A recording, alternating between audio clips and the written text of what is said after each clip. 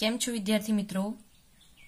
હું કિંજલ પટેલ ફ્રોમ અશ્વમેઘ વિદ્યાલય. ગયા વિડીયોની અંદર આપણે પર્યાવરણ વિષયમાં પાઠ 7 રિયાની ટ્રેન મોડી પડી પાઠનો આપણે પાઠ્યપુસ્તકની અંદર અભ્યાસ કર્યો હતો. હવે આજે આપણે સ્વાધ્યાય પોથીની અંદર એ પાઠના પ્રશ્નોના જવાબ કરીશું. પાઠ 7 રિયાની ટ્રેન મોડી પડી. પ્રશ્ન નંબર 1. નીચેના દરેક પ્રશ્નના ઉત્તર માટે આપેલા વિકલ્પોમાંથી સાચો વિકલ્પ શોધીને તેનો ક્રમ અક્ષર પ્રશ્નની સામે આપેલ બોક્સમાં લખો. પહેલું છે, કઈ નદી ગુજરાતની સૌથી મોટી નદી છે? ઓપ્શન છે તાપી, નર્મદા, મહી કે સાબરમતી. કઈ નદી ગુજરાતની સૌથી મોટી નદી છે? હા, નર્મદા. તો આપણે તેનો ક્રમ અક્ષર અહીં લખીશું બ. બીજું છે, નર્મદા નદી પર ભરૂચ પાસે બાંધેલા જૂના પુલનું નામ શું છે? શું હતું નામ? ગોલ્ડન બ્રિજ, નગલ બ્રિજ, કેબલ બ્રિજ કે ઇન્ડિયા બ્રિજ? શું હતું? Golden bridge. બરાબર. તો તેનો ક્રમ અક્ષર આપણે અહીં લખીશું અ. ત્રીજું છે, સુરતની બાજુમાં થઈને કઈ નદી વહે છે? કઈ નદી વહે છે? નર્મદા, સાબરમતી, મહી કે તાપી? સુરતની બાજુમાંથી કઈ નદી વહે છે? તાપી નદી. બરાબર છે. તો તેનો ક્રમ અક્ષર આપણે અહીં લખીશું ડ. આગળ છે ચોથું, પર્વતની અંદરથી રેલવે માર્ગ પસાર કરવા માટે શું બનાવવામાં આવે છે? શું બનાવવામાં આવે છે? ખાણ, બોગદું એટલે કે ટનલ, પુલ કે રોપવે? શું બનાવવામાં આવે છે?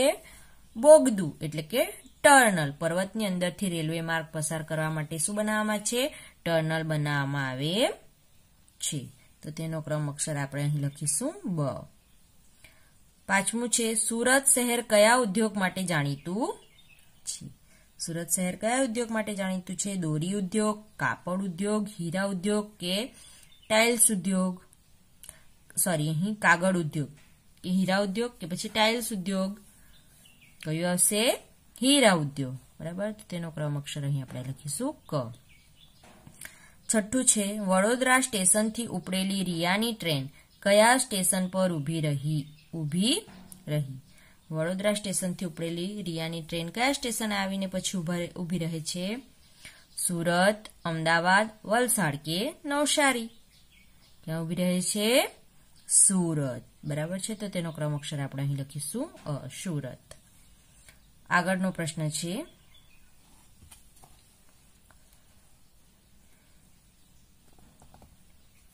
પ્રશ્ન નંબર 2. યોગ્ય શબ્દ વડે નીચેના દરેક વિધાનમાં ખાલી જગ્યા પૂરો. પહેલું છે, ખાલી જગ્યા સ્ટેશનથી રિયાની ટ્રેન 2 કલાક મોડી ઉપડી. કયા સ્ટેશનથી રિયાની ટ્રેન 2 કલાક મોડી ઉપડે છે? વડોદરા સ્ટેશનેથી. કયા સ્ટેશનેથી? વડોદરા સ્ટેશનેથી. બીજું છે, એક પ્લેટફોર્મ પરથી બીજા પ્લેટફોર્મ પર જવા માટે ખાલી જગ્યાવાળા પુલ હતા. કેવા પુલ હતા? સીડી વાળા. ખાલી જગ્યામાં શું આવશે? સીડી વાળા પુલ હતા. ત્રીજું છે, રેલવે કર્મચારીઓ ખાલી જગ્યા વડે ટ્રેનના ડબ્બાઓમાં પાણી ભરતા હતા. રેલવે કર્મચારીઓ શેના વડે ટ્રેનના ડબ્બામાં પાણી ભરતા હતા? તો પાઇપ વડે. પાઇપ દ્વારા એ લોકો ટ્રેનના ડબ્બામાં પાણી ભરતા હતા. ચોથું છે, ટ્રેન આવવાની હોય ત્યારે સડક માર્ગનો રસ્તો ખાલી જગ્યા વડે બંધ કરવામાં આવે છે. ટ્રેન આવવાની હોય ત્યારે સડક માર્ગનો રસ્તો શેના દ્વારા બંધ કરવામાં આવે છે? તો ફાટક દ્વારા. ખાલી જગ્યામાં આવશે ફાટક. પાંચમું છે, નર્મદા નદીનું પાણી ખાલી જગ્યા નહેર દ્વારા દૂરના વિસ્તારમાં પહોંચાડવામાં આવે છે.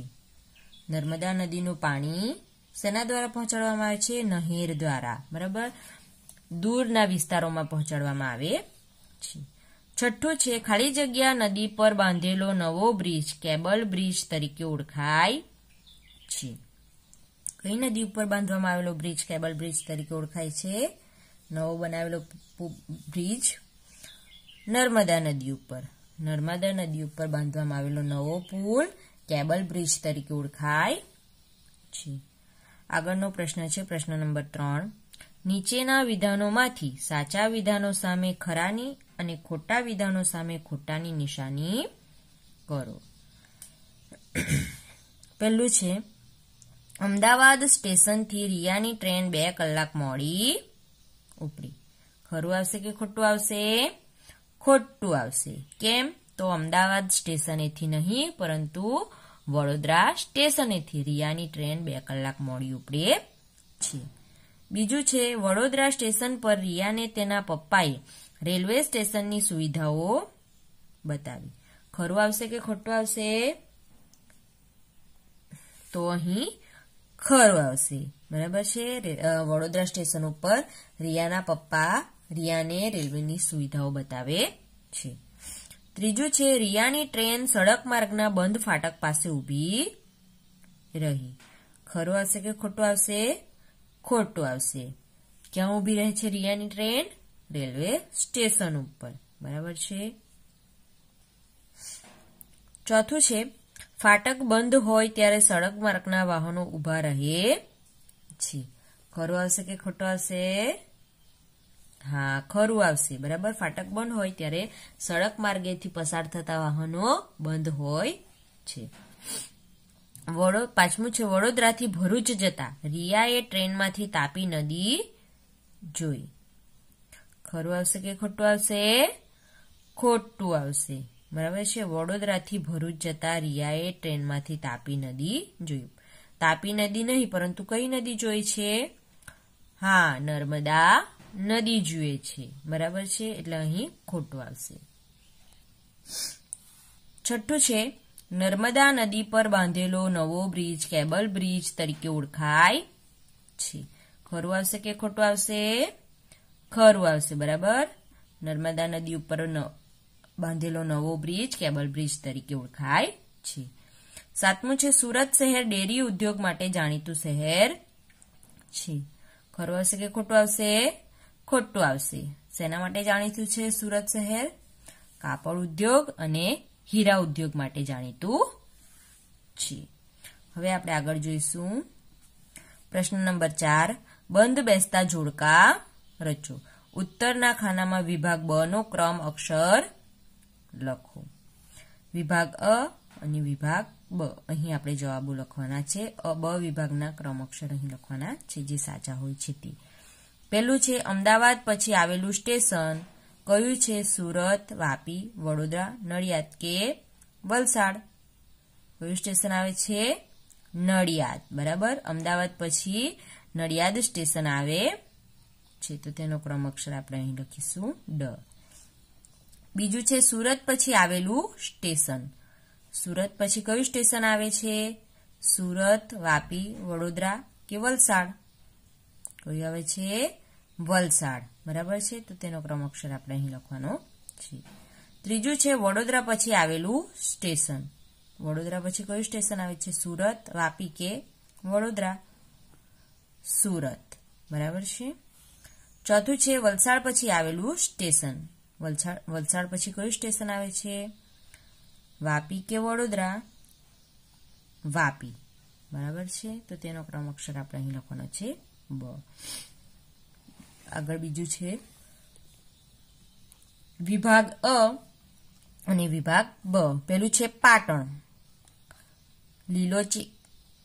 લીલો કેવડો ગુજરાતની સૌથી મોટી નદી.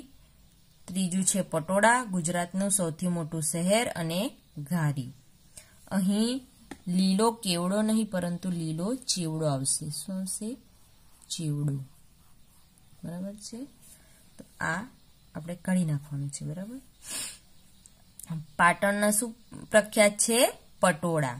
બરાબર. તો તેનો ક્રમ અક્ષર આપણે અહીં લખવાનો છે. પછી બીજું છે સુરત.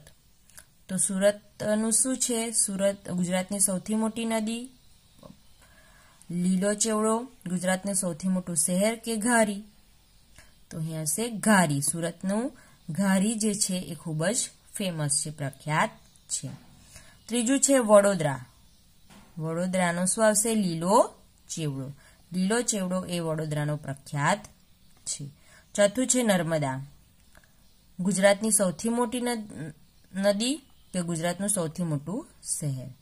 શું આવશે? ગુજરાતની સૌથી મોટી નદી નર્મદા નદી છે. તો તેનો ક્રમ અક્ષર અહીં લખવાનો છે. આગળ છે પ્રશ્ન નંબર 5. આપણે પ્રશ્ન નંબર 5 પાઠ્યપુસ્તકની અંદર કર્યો છે. તો આપણે તેમાંથી લખી લેવાનું છે. બરાબર? તો હવે આપણે આગળ કરીશું.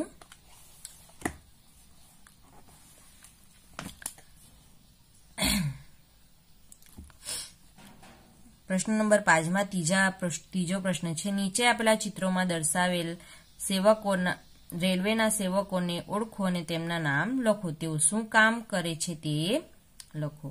આપણે પાઠ્યપુસ્તકની અંદર કર્યું છે, પણ તેઓ શું કામ કરે છે તે પણ આપણે લખી લઈશું. બરાબર છે? તો અહીં સેવકોના નામ આપ્યા છે. પહેલું છે હમાલ એટલે કે કુલી. તે શું કામ કરે છે?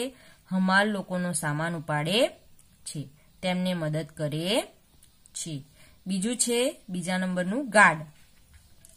તે ટ્રેનને ચલાવવા માટે લીલી ઝંડી અથવા બેટરીથી સંકેત આપે છે. ત્રીજું છે એન્જિન ડ્રાઈવર. તે ટ્રેન ચલાવે છે. એન્જિન ડ્રાઈવર શું કરે છે? ટ્રેન ચલાવે છે. ચોથું છે ટિકિટ ચેકર. ટિકિટ ચેકર શું કરે?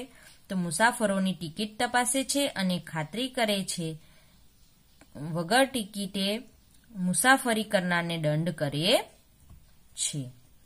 પાંચમું છે રેલવે પોલીસ. રેલવે પોલીસ શું કરે છે? તો રેલવે અને મુસાફરોની સુરક્ષા કરે છે. છઠ્ઠું છે સફાઈ કામદાર. એ શું કરે છે? સફાઈ કામદાર તો ટ્રેન તથા રેલવે પ્લેટફોર્મની સફાઈ કરે છે. સાતમું છે ટિકિટ આપનાર. ટિકિટ આપનાર શું કરે છે? તો ટ્રેનમાં મુસાફરી કરવાની ટિકિટ આપે છે. બરાબર? હવે આપણે આગળ જોઈશું. આગળ છે પ્રશ્ન નંબર 6. નીચેના પ્રશ્નોના ઉત્તર 1-2 વાક્યોમાં લખો. અહીં આપણે પ્રશ્નોના જવાબ લખવાના છે. પહેલો પ્રશ્ન છે વડોદરાથી વાપીની વચ્ચે રિયાએ કયા કયા સ્ટેશન જોયા? તો આપણે જવાબ અહીં લખીશું. વડોદરાથી વાપીની વચ્ચે રિયાએ સુરત, નવસારી અને વલસાડ સ્ટેશન જોયા. બીજો પ્રશ્ન છે રિયાની ટ્રેન કઈ કઈ નદીઓ પરના પુલ પરથી પસાર થઈ હતી? તો જવાબ આવશે રિયાની ટ્રેન સાબરમતી, વાત્રક, મહીસાગર, વિશ્વામિત્રી, નર્મદા અને તાપી નદીઓના પુલ પરથી પસાર થઈ હતી. ત્રીજો પ્રશ્ન છે રેલવે માર્ગની વચ્ચે આવતા સડક માર્ગ પર ફાટક ક્યારે બંધ રાખવામાં આવે છે? તો તેનો જવાબ આવશે ટ્રેન જ્યારે પસાર થવાની હોય તે સમયે રેલવે માર્ગની વચ્ચે આવતા સડક માર્ગ પર ફાટક બંધ રાખવામાં આવે છે. ચોથો પ્રશ્ન છે નર્મદા નદી પર ભરૂચ પાસે કયા 2 પુલ એટલે કે બ્રિજ આવેલા છે? તો જવાબ છે નર્મદા નદી પર ભરૂચ પાસે ગોલ્ડન બ્રિજ અને કેબલ બ્રિજ એમ 2 બ્રિજ આવેલા છે. પાંચમું છે રિયાએ ટ્રેનમાંથી નદી કિનારાના વિસ્તારોમાં શું શું જોયું? તેનો જવાબ છે રિયાએ ટ્રેનમાંથી નદી કિનારાના વિસ્તારોમાં લીલા પાકવાળા ખેતરો, કેળાની ખેતીવાળા ખેતરો અને લીલાછમ વૃક્ષો જોયા. છઠ્ઠો પ્રશ્ન છે સુરત શહેર કયા ઉદ્યોગો માટે વિશ્વભરમાં જાણીતું છે? તો જવાબ છે સુરત શહેર હીરા અને કાપડ ઉદ્યોગ માટે વિશ્વભરમાં જાણીતું છે. સાતમું છે સુરત શહેરની કઈ મીઠાઈ પ્રખ્યાત છે? તો જવાબ છે સુરત શહેરની સૂતરફેણી અને ઘારી મીઠાઈ પ્રખ્યાત છે. 8મું છે તમિલનાડુ રાજ્યના પુરુષો શું પહેરે છે? તો જવાબ છે તમિલનાડુ રાજ્યના પુરુષો પહેરણ કે ઝભ્ભો અને નીચે લુંગીની જેમ સફેદ ધોતી પહેરે છે. 9મું છે મરાઠી સ્ત્રીઓ કેવી સાડી પહેરે છે? તો જવાબ આવશે મરાઠી સ્ત્રીઓ ધોતીની જેમ સાડી પહેરે છે. 10મું છે ગુજરાતનું સૌથી મોટું અને બીજા નંબરનું સૌથી મોટું શહેર કયું છે? કયું છે સૌથી મોટું શહેર? અમદાવાદ. અને બીજા નંબરનું સૌથી મોટું શહેર કયું છે? સુરત. તો આપણે અહીં લખીશું ગુજરાતનું સૌથી મોટું શહેર અમદાવાદ છે અને બીજા નંબરનું સૌથી મોટું શહેર સુરત છે. હવે આગળ છે પ્રશ્ન નંબર 7. નીચેના પ્રશ્નોના ઉત્તર લખો. પહેલું છે રિયાએ વડોદરા સ્ટેશન પર કયા કયા સ્થળોની મુલાકાત લીધી? આ આપણે પાઠ્યપુસ્તકની અંદર કર્યો જ હતો, તો આપણે તે અહીં જોઈશું. રિયાએ વડોદરા સ્ટેશન પર ટિકિટ બારી, ટિકિટ ચેકર રૂમ, પ્રતીક્ષા ખંડ, પાર્સલ રૂમ, લોકરની સુવિધા, ટોયલેટ બાથરૂમ, પીવાના પાણીની સુવિધા, ચા નાસ્તાની કેન્ટીન, પછી પુલ વગેરે સ્થળોની મુલાકાત લીધી. બીજો પ્રશ્ન છે રિયાએ ફાટક પાસે શું શું જોયું? રિયાએ ફાટક પાસે શું શું જોયું? તો જવાબ છે રિયાની ટ્રેન સડક માર્ગના બંધ ફાટક પાસેથી પસાર થઈ ત્યારે રિયાએ જોયું કે ત્યાં લોકો ફાટકની બંને બાજુ ટ્રેન પસાર થવાની રાહ જોઈને ઊભા હતા. ત્યાં બસ, કાર, રિક્ષા, સાયકલ, સ્કૂટર તેમજ માલ સામાન ભરેલી ટ્રકો જેવા વાહનો પણ ઊભા હતા. કેટલાક લોકો પોતાના વાહન બંધ કર્યા વગર ઊભા હતા, જેના કારણે ત્યાંનું વાતાવરણ અવાજ અને ધુમાડાવાળું હતું. કેટલાક લોકો જોખમ ખેડી ફાટકના સળિયા નીચેથી પસાર થઈને પાટાની નજીક આવીને ઊભેલા હતા. આ આપણે પાઠ્યપુસ્તકની અંદર જોયું હતું. બરાબર છે. હવે આગળ છે પ્રશ્ન નંબર 3. ટ્રેનના ડબ્બામાં પાણી અને વીજળી કેવી રીતે આવતી હશે? ચર્ચા કરો. તો જવાબ છે જે સ્ટેશનથી ટ્રેન ઉપડતી હોય ત્યાંથી ટ્રેનના દરેક ડબ્બામાં પાણી ભરવામાં આવે છે. આ પાણીનો ઉપયોગ મુસાફરો ટોયલેટ અને બાથરૂમ તથા હાથ મોં ધોવા કરે છે. ટ્રેનમાં વીજળી માટે જનરેટરની વ્યવસ્થા હોય છે, જેનાથી પંખા અને લાઇટ ચાલુ થાય છે.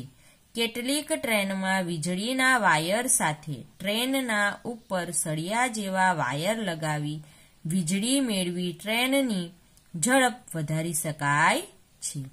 આવી ટ્રેન ભારતના મોટા શહેરો વચ્ચે ખૂબ જ ઉપયોગી છે. આ પણ આપણે પાઠ્યપુસ્તકની અંદર જોયું હતું કે ટ્રેનના ડબ્બામાં પાણી કઈ રીતે ભરવામાં આવે છે અને વીજળી કઈ રીતે આપવામાં આવે છે, વીજળી કઈ રીતે લેવામાં આવે છે. ચોથો પ્રશ્ન છે તમારા વિસ્તારમાં કઈ કઈ નદીઓ આવેલી છે? તે નદી પર કઈ કઈ જગ્યાએ પુલ બાંધેલા છે તે વિચારીને લખો. બરાબર. આ પ્રશ્નનો જવાબ પણ આપણે પાઠ્યપુસ્તકની અંદર કર્યો હતો. અમારા વિસ્તારમાં પાર નદી આવેલી છે. આ નદી પર ચંદ્રપુર પાસે પુલ બાંધેલો છે.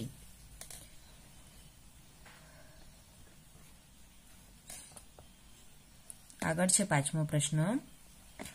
નદી પર પુલ કેમ બનાવવા પડે છે તે વિચારો અને લખો. જવાબ છે નદીની વચ્ચે થઈને લોકો અને વાહનોની અવર જવરનો રસ્તો નીકળતો હોય ત્યારે નદી પર પુલ બાંધવાની જરૂર પડે છે. નદીમાં 12 માસ પાણી રહેતું હોય અથવા તો ચોમાસા દરમિયાન નદીમાં પાણીનો પ્રવાહ વધુ હોય કે નદીમાં પૂર જેવી સ્થિતિ હોય, આ કારણે લોકોને નદીના એક છેડેથી બીજા છેડા પર જવામાં ખૂબ જ તકલીફ પડે. આથી લોકોની સગવડતા માટે નદી પર પુલ બનાવવા પડે છે. આગળ છે 6થો પ્રશ્ન. તમે કયા કયા શહેરો જોયા છે? ત્યાં તમે શું શું જોયું તે વિચારીને લખો. અહીં મેં ઉદાહરણ સ્વરૂપે લખ્યું છે. તમે જે શહેરો જોયા હોય તે તમારે લખવાના છે અને તમે તે શહેરની અંદર શું લખ્યું છે, શું જોયું છે તે તમારે લખવાનું છે. બરાબર છે.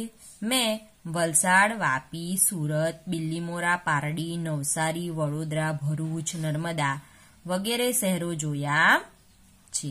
નર્મદામાં મેં Sardar Sarovar dam, statue of unity જોયું. ભરૂચમાં કબીરવડ જોયો. સુરતમાં પ્રાણી સંગ્રહાલય, બિલીમોરામાં સોમનાથ મંદિર વગેરે જોયું. 7મું છે તમે કેવા કેવા પ્રકારના પોશાક પહેરતા લોકો જોયા છે? તો જવાબ છે મેં અલગ અલગ પ્રદેશના લોકોને જુદા જુદા પ્રકારના પોશાક પહેરતા જોયા છે. જેમાં ગુજરાતમાં સ્ત્રીઓ પંજાબી ડ્રેસ કે સાડી, ચણિયો અને કબજો પહેરે છે. પુરુષો પેન્ટ શર્ટ કે લહેંગો પહેરણ અથવા ધોતિયું, ઝભ્ભો પહેરે છે. આ ઉપરાંત મહારાષ્ટ્રના લોકોમાં સ્ત્રીઓ ધોતીની જેમ સાડી પહેરે છે. પુરુષો પહેરણ અને ધોતી પહેરે છે. માથે ટોપી પહેરે છે. આ રીતે આપણે અલગ અલગ પ્રકારના પોશાક ધરાવતા લોકો જોયા છે. આ સિવાય આપણે પંજાબી લોકોને પણ જોયા છે, જેઓ કફની અને પાયજામો પહેરે છે અને માથે પાઘડી બાંધે છે. દક્ષિણ ભારતના લોકો પણ આપણે જોયા છે, જેઓ શર્ટ પહેરે છે અને નીચે લુંગી પહેરે છે. બરાબર, સાડીની જેમ લુંગી પહેરે છે. લુંગીની જેમ એવો સફેદ ધોતી પહેરે છે. બરાબર છે. તો આ રીતના આપણે લોકો અલગ અલગ પોશાક પહેરતા લોકો જોયા છે. 8મું છે અનુમાન કરો કે તમે ટ્રેનની લાંબી મુસાફરી જાઓ છો. સમય પસાર કરવા કઈ કઈ વસ્તુઓ તમે સાથે લેશો? તો જવાબ છે હું ટ્રેનની લાંબી મુસાફરી પર જાઉં તો સમય પસાર કરવા માટે ઇન્ડોર રમતો જેવી કે સાપસીડી, ચેસ, લૂડો, પત્તા, કોડીઓ, ચકા, વાર્તાની ચોપડીઓ, સ્વાધ્યાય બુક, છાપું, હેડફોન વગેરે વસ્તુઓ સાથે લઈશ. બરાબર છે. આગળ અહીં પ્રવૃત્તિઓ આપેલી છે. નીચે મુજબના ચિત્રો મેળવીને આપેલી જગ્યામાં ચોંટાડો અને નામ લખો. અહીં નામ આપ્યા છે તેના ચિત્રો મેળવીને તમારે ચોંટાડવાના છે. રેલવે સ્ટેશનનું ચિત્ર, ટ્રેનમાંથી ચડતા ઉતરતા મુસાફરોનું ચિત્ર, પુલ પરથી ટ્રેન જતી હોય તેવું ચિત્ર, બોગદા એટલે કે ટનલમાંથી પસાર થતી ટ્રેનનું ચિત્ર. બરાબર, આ ચિત્ર તમને ન્યૂઝપેપરની અંદરથી, મેગેઝિનની અંદરથી મળી રહે છે. બરાબર છે. હવે આપણે આગળ જોઈશું. બીજોમાં છે નીચેની ઘડિયાળો કયો ટાઈમ બતાવે છે તે લખો. આ ઘડિયાળમાં કેટલા વાગ્યા છે? 9 વાગ્યા છે. તો તે તમારે અહીં લખવાનું છે. આ ઘડિયાળની અંદર કેટલો સમય બતાવે છે? 5 વાગ્યાનો સમય બતાવે છે. આ ઘડિયાળ 7 વાગ્યાનો સમય બતાવે છે. અને આ ઘડિયાળ 10 અને 25 નો સમય બતાવે છે. બરાબર છે. અહીં આપણને બીજા વિશેષ વિકલ્પો આપ્યા છે. હોર્સ પ્રકારના પ્રશ્નો. નીચેના દરેક પ્રશ્નના ઉત્તર માટે આપેલા વિકલ્પોમાંથી સાચો વિકલ્પ શોધીને તેનો ક્રમ અક્ષર પ્રશ્નના સામે આપેલ બોક્સમાં લખો. પહેલું છે વડોદરા સ્ટેશન પર રિયાને તેના પિતાએ શું બતાવ્યું? શું બતાવ્યું? જુદી જુદી બસ, બહુમાળી મકાન, રેલવેની સુવિધાઓ કે બિગ બજાર. શું બતાવ્યું? રેલવેની સુવિધાઓ. તો તેનો ક્રમ અક્ષર અહીં લખવાનો છે ક. બરાબર છે. બીજું છે ખુલ્લા ફાટકમાંથી પસાર થતા કઈ બાબત ધ્યાનમાં રાખવી જોઈએ, ઝડપથી પસાર થવું જોઈએ, ગાડીની રાહ જોઈ ઊભા રહેવું જોઈએ, ફાટકમેનની રજા લેવી જોઈએ, ફાટકમાંથી પસાર થતી વખતે ડાબી અને જમણી બાજુ જોવું જોઈએ. શું આવશે અહીં? ડ. બરાબર છે, તો તેનો ક્રમ અક્ષર આપણે અહીં લખવાનો છે. ત્રીજું છે ટિકિટ વગર મુસાફરી કરતા મુસાફરોને ટિકિટ ચેકર શું કરે છે? શું કરે છે ટિકિટ ચેકર? ટિકિટ વગર મુસાફરી કરતા હોય તેને ઠપકો આપે છે, દંડ રૂપે રૂપિયા વસૂલીને રસીદ આપે છે, જેલમાં મોકલે છે કે ઉતારી મૂકે છે. તો અહીં શું આવશે? બ. દંડ રૂપે રૂપિયા વસૂલીને રસીદ આપે છે. ચોથું છે વડોદરા શહેરની નજીક કઈ નદી વહે છે? નર્મદા, વિશ્વામિત્રી, તાપી કે મહીસાગર? કઈ નદી વહે છે વડોદરા શહેરની નજીકથી? વિશ્વામિત્રી. બરાબર, તો તેનો ક્રમ અક્ષર આપણે અહીં લખીશું બ. તો વિદ્યાર્થી મિત્રો, અહીં આપણો સ્વાધ્યાય પોથીની અંદર 7મો પાઠ પૂરો થાય છે. નેક્સ્ટ વિડીયોની અંદર આપણે આગળના ચેપ્ટરનું જોઈશું. Thank you.